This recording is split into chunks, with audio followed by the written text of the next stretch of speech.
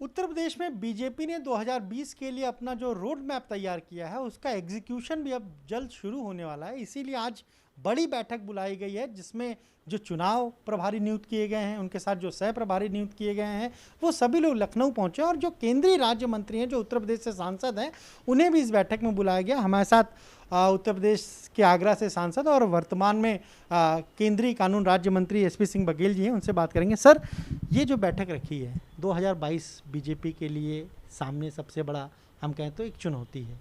आप कह रहे हैं कि सीटें भी इस बार बढ़ेंगी, पर तमाम दलों की अपनी तैयारियां हैं। क्या इतना आसान होगा 2017 की तरह नतीजे आएंगे? भारतीय जनता पार्टी का संगठन, मध्य प्रदेश अध्यक्ष महामंत्री संगठन सुनील बंसल जी और केंद्रीय टीम जो हमारी है वो लगातार सेवा ही संगठन के माध्यम से सक्रिय रहती है। कोरोना 1 कोरोना 2 में भी सक्रिय रही और बूथ अध्यक्ष से लेकर राष्ट्रीय अध्यक्ष के पास प्रतिदिन कोई ना कोई ऐसा कार्यक्रम रहता है जिसमें उनको ग्राउंड जीरो पर जाना पड़ता है। जब कोरोना की लहर अपनी पराकाष्ठा पे थी तब भी वर्चुअल सम्मेलन हुए हैं और सेवा के कार्य हुए हैं।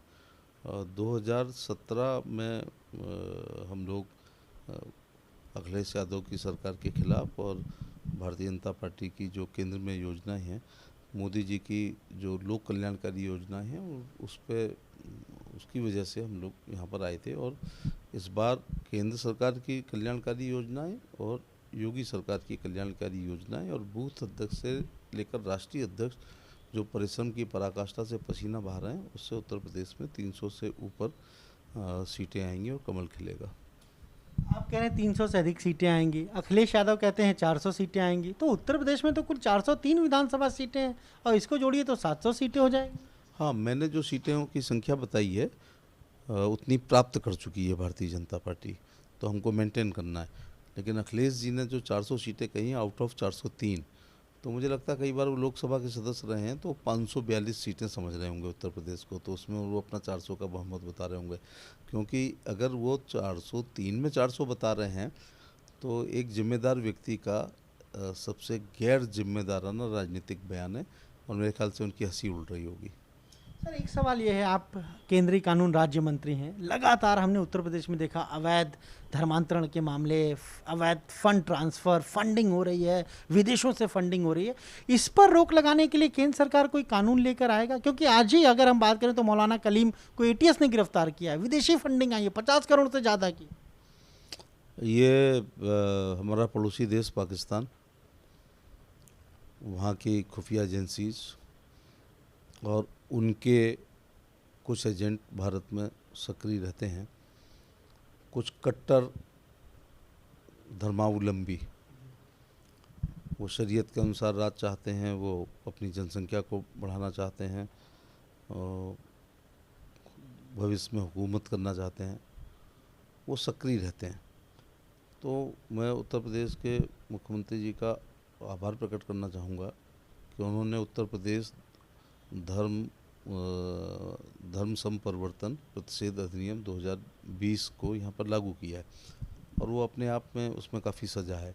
उसके अलावा आप छद्म से कर रहे हैं तो वो 420 वाली जो सीरीज़ है आईपीसी की, वो भी लागू होती है।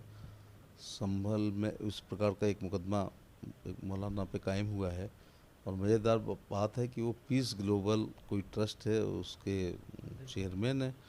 मतलब इससे वो जो काम कर रहे हैं उससे शांति होगी या देश में अशांति होगी। नंबर 2 बात, मेरे निजी विचार हैं कि भय से, छल से, प्रलोभन से और ब्रेन वॉश करके किसी का धर्म परिवर्तन कराना, ये भी एक गुनाह है जिसको वो समझ नहीं पा रहे हैं।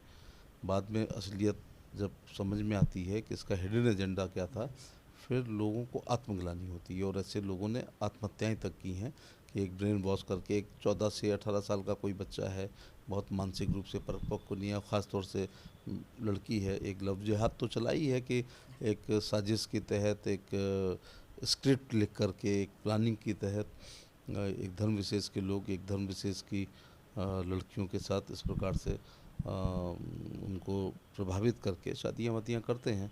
बाद में ऐसी लड़कियाँ बहुत रोती हैं।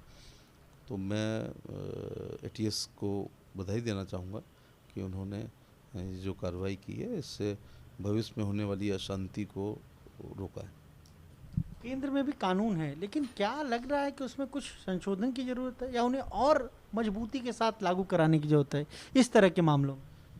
और माननीय प्रधानमंत्री जी के नेतृत्व में हम लोग सभी कानूनों की समीक्षा कर रहे हैं और बहुत से ऐसे कानून जो इररिलेवेंट हैं, जिनकी उपयोगिता नहीं है, अंग्रेज़ों के ज़माने के हैं, ब्रिटानिया हुकूमत ने इस देश में राज करने के लिए अपने अनुसार बनाए थे और ब्रिटेन को फ़ायदा करने के लिए कई हैं, उनको प्रधानमंत्री जी ने बड़ी संख्या में उनको समाप्त किया है। और ऐसे जैसे अभी पास्को में हम लोगों ने उसको उसमें सज़ा बढ़ाई है। अगर इन्वेस्टिगेशन ठीक हो जाए और एविडेंसेस हो जाएं तो दुनिया में किसी भी किए गए कुकृत्य के लिए आईपीसी भी पर्याप्त होती है, उसमें सब कवरेज होता है। फिर कुछ एक्ट्स हैं उनमें कवर हो रहा है, तो मेरे ख्याल से पर्याप्त है। और फिर ऐसी गतिविधियों पर एक सबसे अच्छी बात है कि आप एनएसए लगा सकते हैं, क्योंकि राष्ट्रीय सुरक्षा को खतरा है। इससे ज़्यादा क्या होगा कि ये देवबंद के मौलाना जो हैं, जिनका आपने जिक्र किया है, कोई सिद्दीकी हैं, वो धर्म परिवर्तन करा रहे हैं उसके, और एटीएस हाथ डालती है जब पर्याप्त साक्ष्य कोर्ट में भेजने लायक, चार्जशीट लायक होती है, क्योंकि अभियुक्त को 24 घंटे के अंदर सीआरपीसी के अनुसार उसको माननीय अदालत में पेश करना पड़ता है। तो जब खिचड़ी पक जाती है तभी हाथ पड़ता है। सर, एक सवाल ये, जिस तरीके से अभी महंत नरेंद्र गिरी की मौत हुई, अब हत्या है, आत्महत्या है, इस पे तो बहुत सारी जांच हो रही है, उसके बाद पता चलेगा, लेकिन कहीं ना कहीं मठ में, भारत में जितने भी मठ हैं वहाँ पर संपत्तियों को लेकर इसी तरह की चीज़ें पहले भी आ गई। क्या इसके लिए कोई कानून लाएंगे कि इस तरह की दिक्कतें वहाँ ना होने पाए, मठ की संपत्ति को लेकर कोई विवाद ना होने पाए? देखिए, जो कुछ मंदिर हैं या मठ हैं वो चैरिटेबल सोसाइटी से या ट्रस्ट से या सोसाइटी से ही गवर्न होते हैं। कुछ जहाँ मिसमैनेजमेंट होता है तो वहाँ पर आप देखते होंगे कि अधिकारी रिसीवर हो जाते हैं। कुछ जगह साइन बोर्ड भी बन गए हैं और साइन बोर्ड बनने के बाद वहाँ का विकास भी हुआ है, ऐसा वैष्णो देवी साइन बोर्ड से हम लोग समझ सकते हैं। तिरुपति बालाजी में भी आप देख रहे होंगे कि वहाँ से आए हुए पैसे का बहुत बड़ा विकास होता है।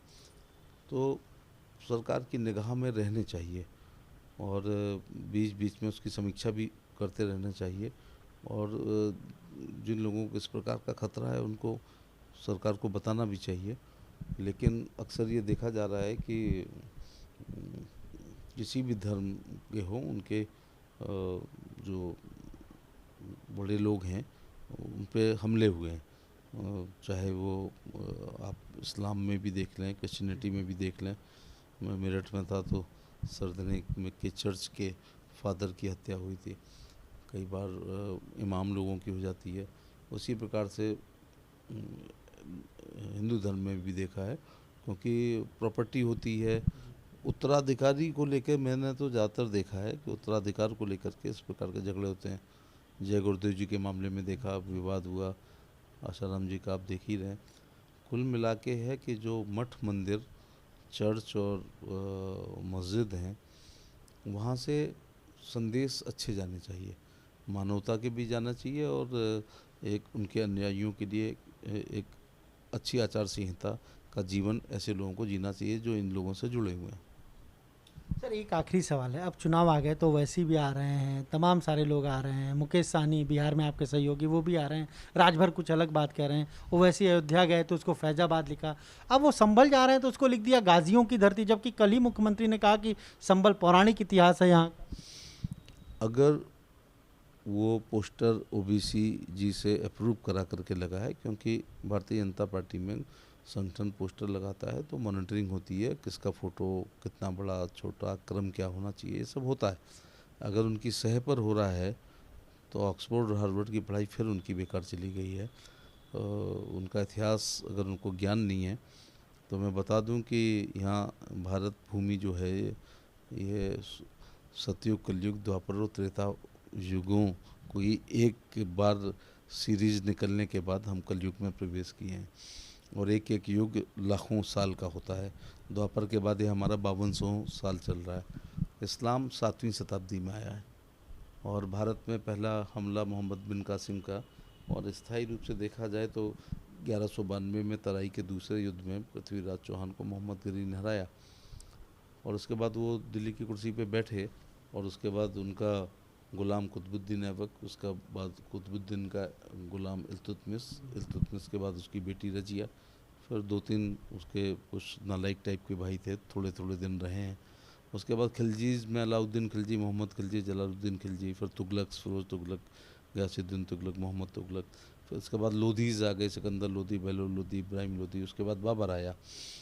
तो भैया पहला 1192 से इनका थोड़े पैर जमे हैं, तो संभल गाजियों की कैसे हो सकती है? वो तो भारत भूमि है और इस्लाम से लाखों साल पहले जो है सनातन धर्म भगवानों ने अवतार लिया है। यहाँ पर राम जी का उत्तर प्रदेश में जन्म हुआ, कृष्ण जी का जन्म हुआ, यह महावीर जी की धरती है, बुद्ध की धरती है, तो गाजियों की धरती न ये कभी थी, न है और न कभी रहेगी। ये आपने सुना, क्या कहना है केंद्रीय कानून राज्य मंत्री एसपी सिंह बघेल का? साफ तौर पर कह रहे हैं कि बीजेपी की जो तैयारी है चुनाव में 300 सीटें जीतेंगे। अखिलेश यादव ने जो बयान दिया, शायद उनको ये लग रहा है कि उत्तर प्रदेश में चुनाव नहीं बल्कि लोकसभा के चुनाव रहे, तभी वो इस तरह का बयान दे रहे हैं। और साफ तौर से जिस तरीके से चाहे धर्मांतरण का मामला हो, चाहे हम कहें कि जिस तरीके से ओवैसी की पोस्टर लगे, उस पर कहीं ना कहीं उन पर निशाना भी साध रहे हैं। कैमरे प्रमोद के साथ अनुभव शुक्ला, AP गंगा, लखनऊ।